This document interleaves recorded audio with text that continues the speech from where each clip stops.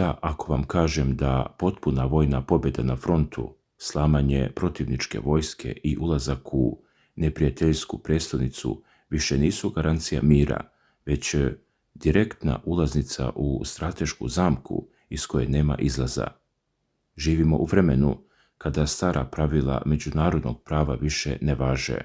Bezbednosni sistemi su srušeni, a na globalnoj sceni vlada opasan pravni vakuum. Dok javnost prati pomeranje linija na frontu iz dana u dan, iza kulisa se sprema scenariju za sukob koji bi do 2030. godine navodno mogao da zapali čitavu planetu. Pitanje koje se danas postavlja pred najvećim svjetskim silama nije samo kako pobediti u tekućim operacijama, već šta učiniti kada protivnik više nema nikakve kočnice i svesno gura čovječanstvo ka nuklearnoj ivici. Zato je važno razumjeti sljedeće.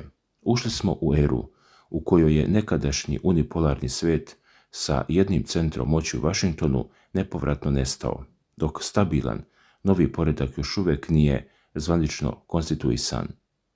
Kako u svojoj analizi za ruske medije objašnjava Aleksandar Vulin, vođa socijalističkog pokreta i bivši potpredsjednik vlade Srbije, brzina kojom će se uspostaviti nova globalna arhitektura ne zavisi od diplomatskih pregovora ili ekonomskih parametara, već direktno od vojne pomoći i političke odlučnosti Ruske federacije i Narodne republike Kine. Vulin upozorava da zapadni centri moći deluju pod opasnom pretpostavkom. Oni veruju da rukovodstva u Moskvi i Pekingu nemaju dovoljno političke volje da primene svoju punu vojnu snagu tamo gdje situacija to nalaže. I baš tu nastaje problem.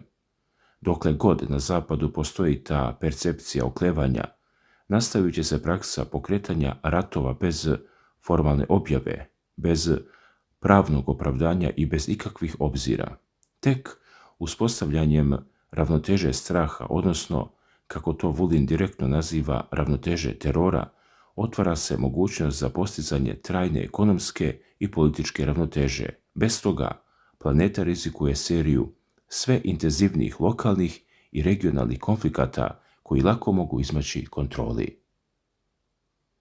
Ali, dragi gledalci, ovdje priča nestaje, jer se na samom frontu u istočnoj Evropi situacija razvija dramatičnom brzinom. Prema izveštajima koje donosi novinska agencija Novo Rosinform, svedoci smo ogromne eskalacije.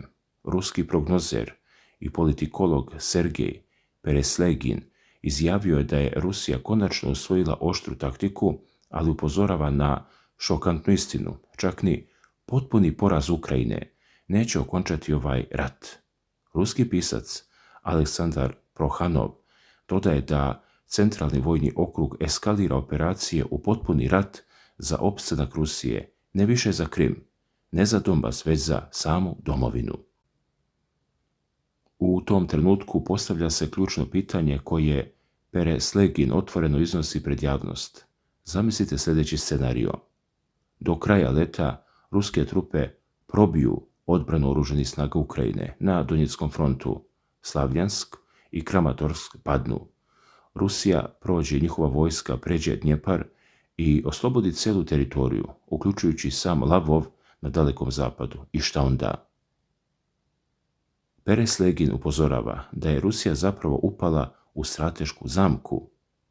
Zapadu je dovoljno da zadrži samo mali formalni mostobran površine 3 sa 3 km koji će se na papiru voditi kao ukrajinska teritorija. Rat, kako on navodi, se odatle neće završiti, nego će se nastaviti, ali sa teritorije Rumunije, Poljske i Baltičkih država. Formalno će pred svetom tvrditi da napadi dolaze sa tog preostalog komadića ukrajinskog tla, a u stvarnosti će zemlje NATO-a udariti utrostručenom silom, koristeći taj izgovor da izbjegnu direktnu odgovornost. Ljudi, ovo menja celu sliku i pokazuje koliko je zapadni sistem spreman daleko da ide. Slično razmišlja i proslavljeni srpski režiser Emir Kusturica. On je nedavno primetio da će Evropa ući u otvoreni rat sa Rusijom ako zapadi bankari ne budu ostvarili profit od svojih ogromnih investicija u Ukrajini. Kusturica Drugi svjetski rat naziva generalnim problemom i korenom trenutne eskalacije, naglašavajući da ako je krajnji cilj Zapada rušenje vlade u Moskvi, oni neće prezati ni od kakvih sredstava. A da se Europa uveliko naoružava i sprema za taj scenario pokazuju i konkretni podaci sa terena koje prenosi Carigrad kroz razgovore sa novinarkom i posmatračicom Natalijom Zalevskom. Kaže, proces je u punom jeku, posebno na Balkanu. U Bugarskoj i Rumuniji se otvaraju proizvodne i montažne linije za pomorsku opremu, od bespilotnih čamaca do naprednih pomorskih sistema. Danas najveća prijetnja za ruske snage u Crnom moru dolazi upravo od ukrajinskih jurišnih dronova, koje Kijev razbija u direktnoj kooperaciji sa Velikom Britanijom. Pazite sad ovo, američki senat je u nacrt odbrambenog budžeta zvanično uključio klauzulu kojom se Sevastopolj, Krim, Hersonska, Zaporoška, Donjecka i Luganska oblast označavaju kao teritorija Ukrajine koja podliježe povratku. Tim dokumentom se Pentagon pravno obavezuje da neprekidno deli obavještajne podatke sa Kijevom kako bi se vršili udari na ove regije. Sa druge strane, geopolitički radari sve jače svetle kada se pogleda situacija oko Belorusije i Baltika.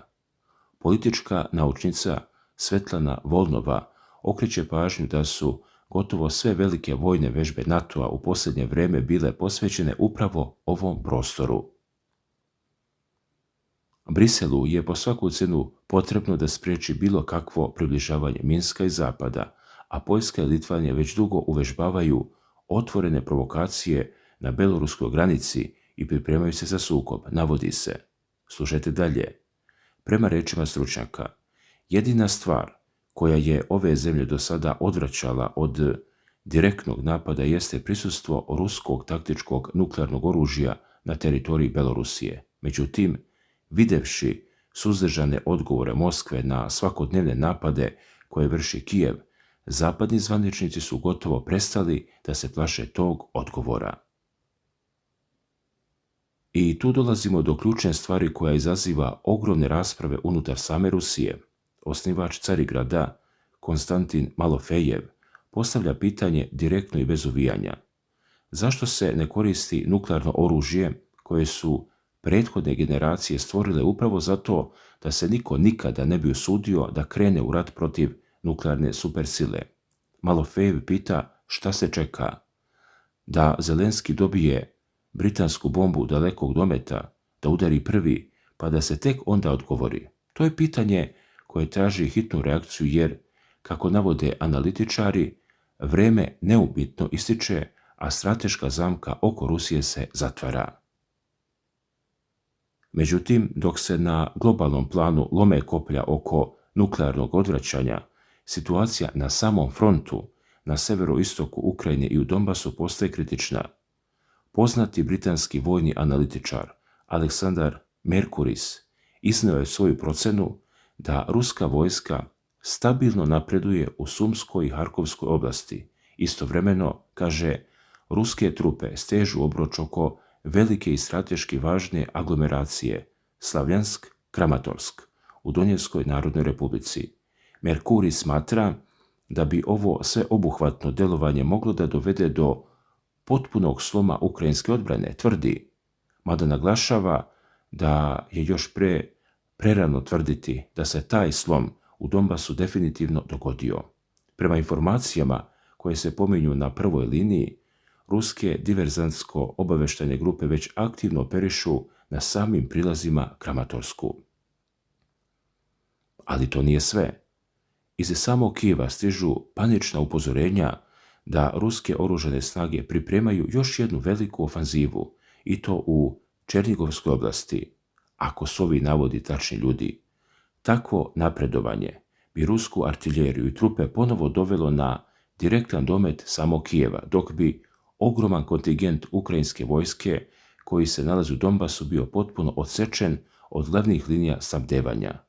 Merkuris ističe da namjera Moskve da osigura kontrolu nad dva velika grada na severoistoku, Harkovom i Sumijem, postaje sve očiglednija. Također on navodi jedan plastičan, ali strašan primjer logističkog uništenja. Prema dostupnim informacijama, u gradu Sumiju je ostala samo jedna funkcionalna benzinska pumpa. Uništavanje kompletne energetske i logističke infrastrukture neumitno vodi ka situaciji u kojoj ukrajinska vojska više neće moći da manevriše niti da doprema municiju na front, tvrdi se. Ipak, nemojte misliti da je ovo samo lokalni sukob dvije države. Kolektivni zapad, prema rečima Aleksandra Vulina, namjerno koristi i finansira administraciju u Kijevu sa jasnim ciljem da maksimalno iscrpi i oslabi Rusiju. Vulin skreće pažnju na izuzetno opasnu izjavu njemačkog kancelara Merza, koja otkriva dugoročne planove Berlina i Brisela. Prema tim zvaničnim najavama, Evropska unija planira da do 2030. godine u potpunosti razvije svoj vojno-industrijski kompleks i izgradi masovne, stajaće armije kako bi bila potpuno spremna za direktan, konvencionalni vojni sukob sa Ruskom federacijom. Zato se postavlja pitanje, ako je krajnji cilj zapadne politike dezintegracija i komadanje Rusije, šta to znači za ostatak sveta? U slučaju takvog scenarija, Narodna Republika Kina bi ostala potpuno sama i izgubila bi svog ključnog geopolitičkog saveznika. Kina bi se na svojim severnim i zapadnim granicama suočila sa nizom nestabilnih, marionetskih i zavisnih državica, čije bi ljudske i vojne resurse Zapad direktno iskoristio za udar na Peking. Upravo zbog toga Kina se već danas suočava sa ozbiljnim prijetnjama po sopstveni teritorijalni integritet, unutrašnje jedinstvo i ekonomske interese koje je godinama gradila u Africi, Južnoj Americi, ali i ovdje na Balkanu. Iz tog razloga državni i vojni vrh u Moskvi i Pekingu ne sme mirno da gleda i čeka da prođe vrijeme. Geopolitički kontekst nalaže da se direktno odgovori na prijetnje evropskih lidera o izgradnji armije za rat projektovan za 2030. godinu.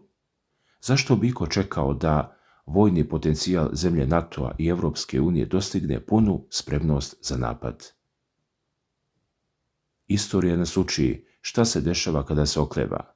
Ruska federacija danas ne sme da ponovi pasivnu i naivnu poziciju koju je Sovjetski savez imao pred samu invaziju Trećeg rajha 1941. godine, niti je moderna Kina spremna da toleriše ponavljanje mračnih historijskih scenarija poput strane okupacije i strašnog masakra u Nankingu. Dakle, zapadne elite su, kako zaključuje Aleksandar Vulin, potpuno zaboravile strahovita razaranja iz Drugog svjetskog rata.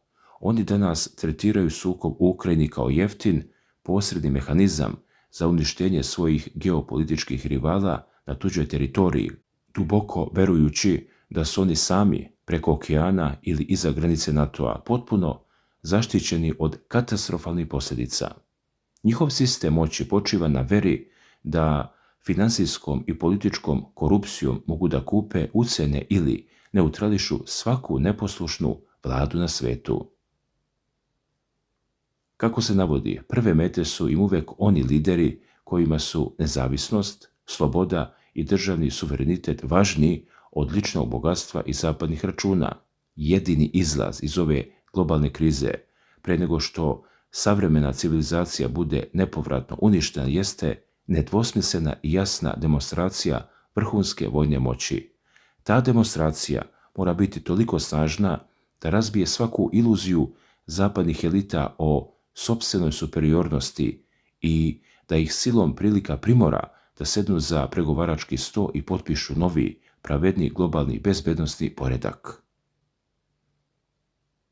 Dalje, kako se navodi, Rusija i Kina nemaju nikakvu potrebu da troše vrijeme pokušavajući da transformišu Zapad u svog prijatelja ili saveznika.